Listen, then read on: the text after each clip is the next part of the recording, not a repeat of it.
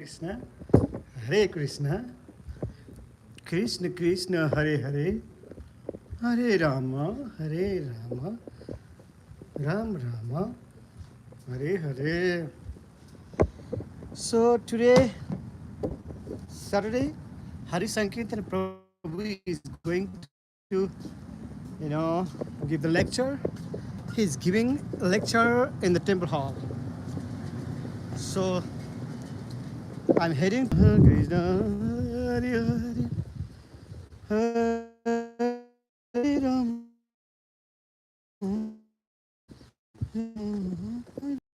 Hare Hare, Hare Krishna, Krishna Krishna, Hare Hare.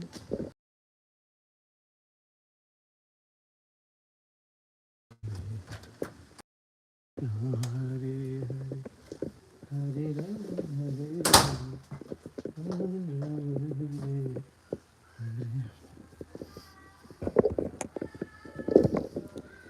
Hare Krishna, Hare Krishna, Krishna. And even Arjuna, and finally Bhima, they all left this world. But Yudhisthira, now he was not alone still. Even though his family left, he was still followed by the dog. And Yudhisthira and the dog, they became the best of friends. Yudhisthira, he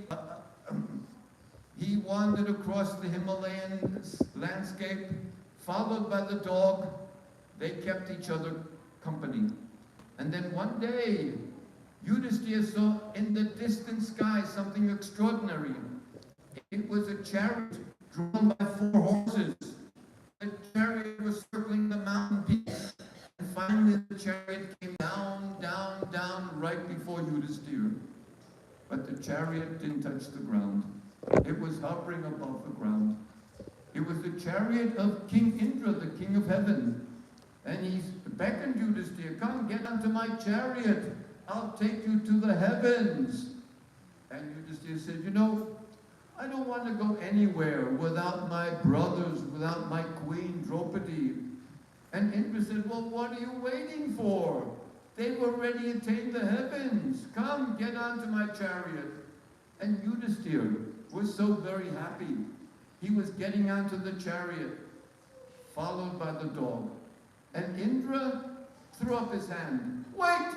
What is this dog? Get away! There's no place in heaven for a lowly dog. When Yudhisthira heard that, he got off the chariot. And Indra was wondering, Yudhisthira, what's the problem? If this dog cannot go, I'm not going either. And Indra asked, Yudhisthira, you're prepared to give up the riches and comforts of heaven for a dog? Yes, said Yudhisthira, this dog is my friend. And it is infinitely sinful to abandon a friend. No, I will not go.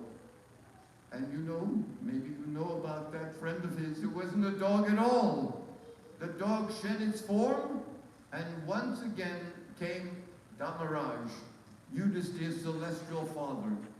And Dharmaraj explained to Yudhisthira, people are kind and they're compassionate to their families, to their friends, to their countrymen. But who is compassionate to a stray dog? Yudhisthira, you have greatest compassion in the world. Thank you very much. I bless you again and again. And so he also blessed everyone again and again who hears this story. And so the two of them now got onto Indra's chariot and they ascended into the heavens. And so these are a few stories from the Mahabharata, this ancient epic. And I'd like to finish my program with a story about the founding of New Vrindavan. That happened in 1968. Prabhupada, he wanted a place of pilgrimage. And 2 of his early students, they're American students, actually they're college graduates, and one of them was a professor, And they wanted to fulfill Prabhupada's mission. And they were looking around for some property. They didn't have hardly any money, but they looked here and there. They were living in New York, and they looked in New Jersey and Pennsylvania. Everything was very expensive. And so they saw an article in a hippie newspaper. And this article, it was written by a gentleman right here in West Virginia. He was born in West Virginia, and he grew up in West Virginia, and he said in the article that I have 600 acres of land. I invite people to come in and join me. Maybe we can work together to develop this property into a spiritual place.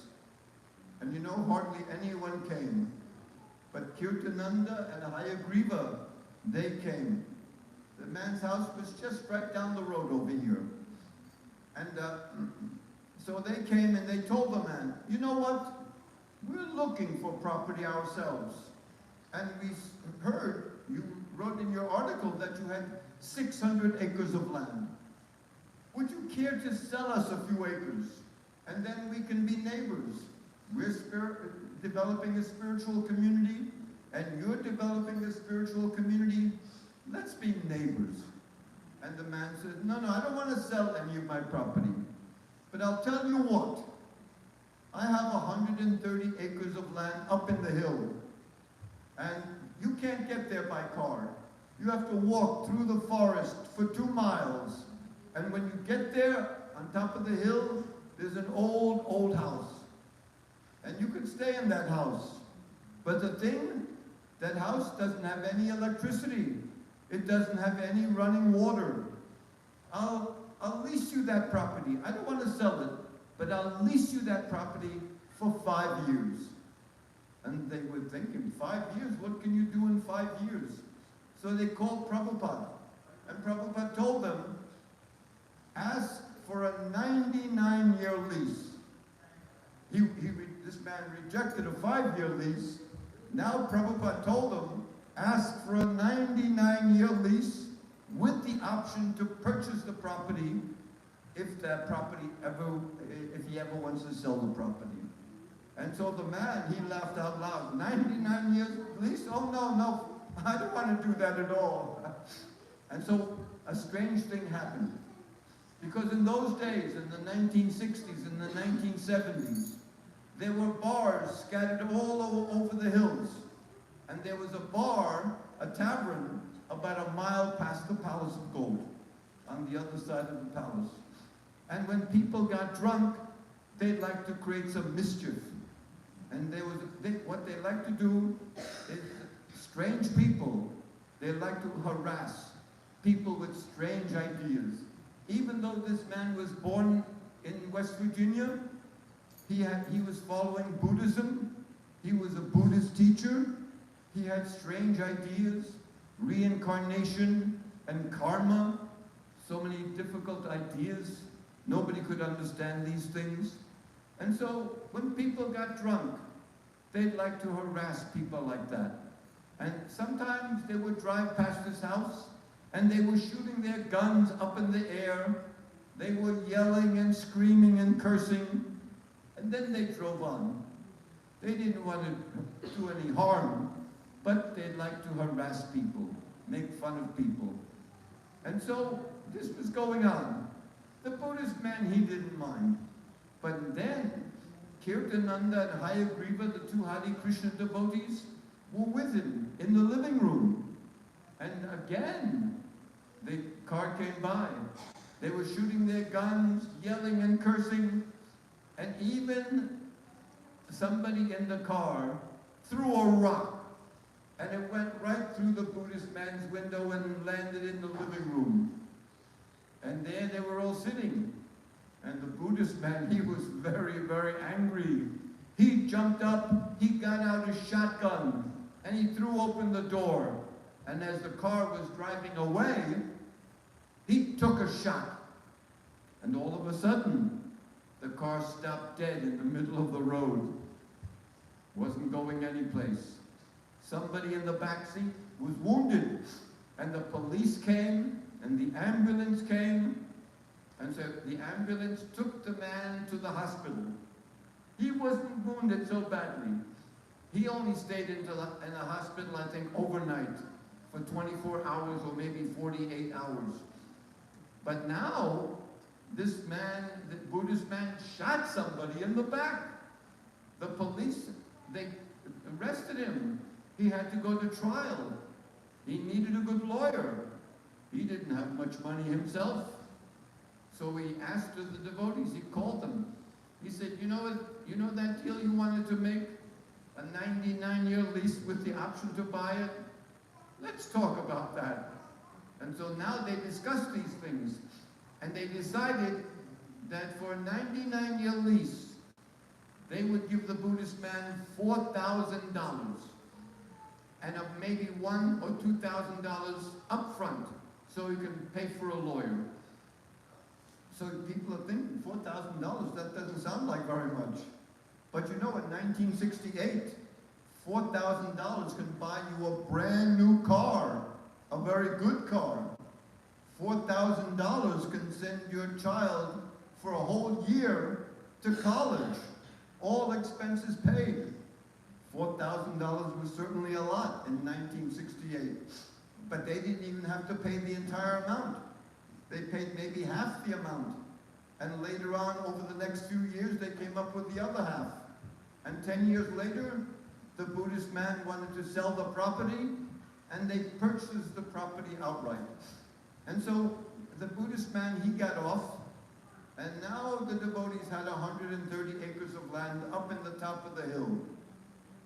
But then they also got a piece of property. The next piece of property in 1971 was 2 miles down the road, right on the road. Now, just like with the Buddhist man, people, when they got drunk, then they started to drive by the Hare Krishna place. They had a little temple there. And they were also shooting their guns and yelling and cursing. You know, they didn't do that when they had that property up at the top of the hill. Nobody wanted to walk 2 miles up the road to harass the Hare Krishnas, no. But now, somebody stopped by, and they were in the parking lot, and they were yelling and cursing, and they also threw a rock. And the rock went right through the temple room window. It landed right in front of the altar, 2 miles down the road in the temple. It was a small farmhouse. And so anyways, when the devotees saw the rock coming through the temple, they also got angry. They jumped up, they ran down to the parking lot. You know, that man was so drunk, he could hardly move. They grabbed him. They called the police, and the police came and arrested him, and a few days later, he went to trial. And so the devotees, the Hare Krishna people, they were there, they explained the story. And the judge, he declared guilty as charged. He found the man guilty. But then he did a strange thing. He turned to the Hare Krishna people. He said, now that the man's guilty, what type of punishment should we give him? And the funny thing, the devotees, they didn't want to punish the man. No, it's all right. He can stay at home. He can continue to work. He can do whatever he wants. But we need to explain to him a little bit about our religion. So we have a Sunday feast. Every Sunday we have a free feast, and we chant the Hare Krishna and discuss the teaching of Bhagavad Gita. All we want is this man every Sunday for a couple of hours. He comes. He can take the free feast. We have the arati, we have chanting. He can understand these things. And so the judge was very surprised. He told the man, you know, these people are letting you off very easily. So you go and for 6 months, every Sunday, you go to their Sunday feast for a couple of hours. But if I find that you have missed one Sunday feast, then I'm going to have the cops come to your home and they'll throw you in jail. So the man, he came. This man was a Christian man. He never gave up his Christian tradition. But sometimes he enjoyed the devotees so much, Sometimes he would come with his guitar and play the guitar and chant Hare Krishna at our Sunday programs. And so he was a good friend to New Vrindavan for many, many years. Just a couple of years back, he passed away.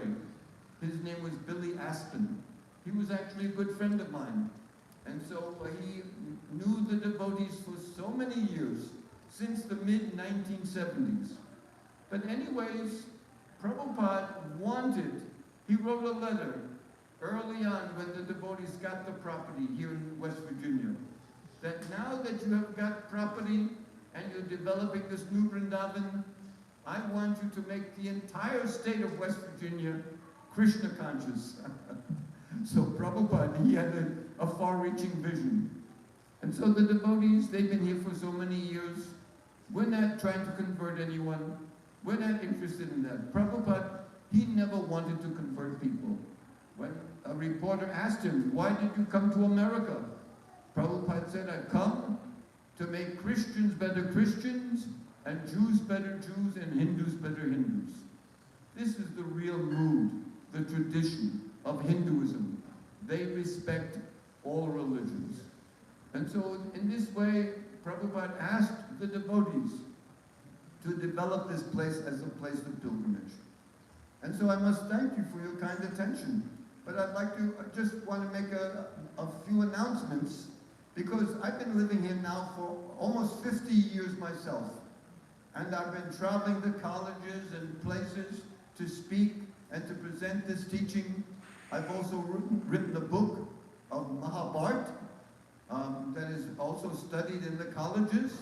And I've written another book called Hanuman's Quest, all about Hanuman. And these books are available. I have them over here. And one is $15 and one is $10.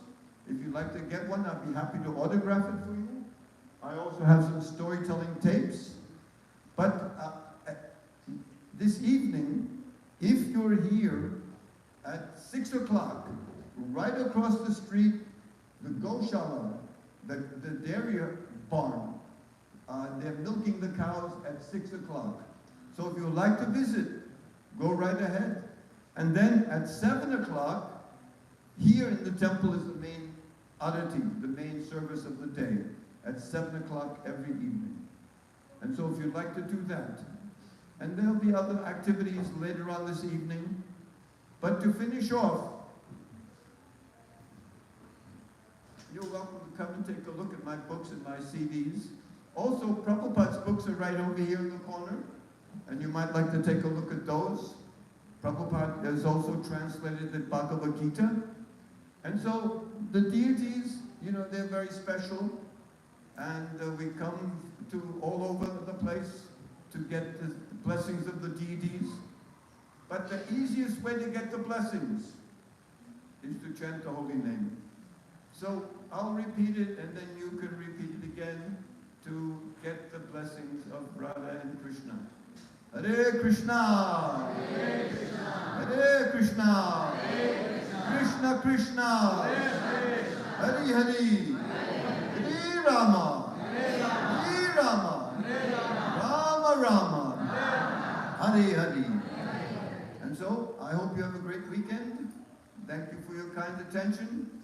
Take care of yourselves. Hare Krishna. Thank you. We all are very much thankful to you for giving very good details in our God. Thank you very much. It's a pleasure. Thank you.